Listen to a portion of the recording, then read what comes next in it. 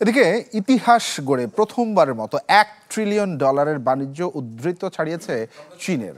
দেশের কাস্টমস জানায় নভেম্বরে চীনের সামগ্রিক রপ্তানি গেল বছরের এই সময়ের তুলনাতে 6% বেড়েছে, আর অর্থের অঙ্কে যা $330 বিলিয়ন। যুক্তরাষ্ট্রের শুল্কের চাপে সে দেশে রপ্তানি কমেছে 19% বা $386 বিলিয়ন।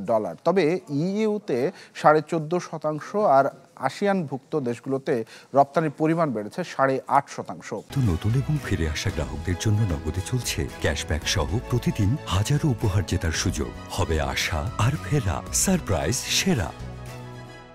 উল্লেখ্য, বৈশ্বিক রপ্তানিতে 2030 সালের মধ্যে চীনের পণ্য রপ্তানির হিস্সা বর্তমানের তুলনায় প্রায় 16% বাড়বে।